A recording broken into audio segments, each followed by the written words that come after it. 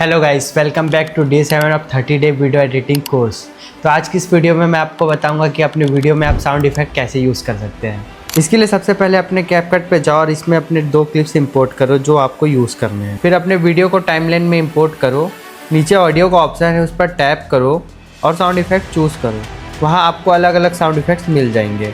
अपने वीडियो के मोड के हिसाब से साउंड इफेक्ट सेलेक्ट करो और क्लिप को सही जगह पर ऐड करो। ऐसी डेली एडिटिंग टिप्स के लिए मुझे फॉलो कर लेना।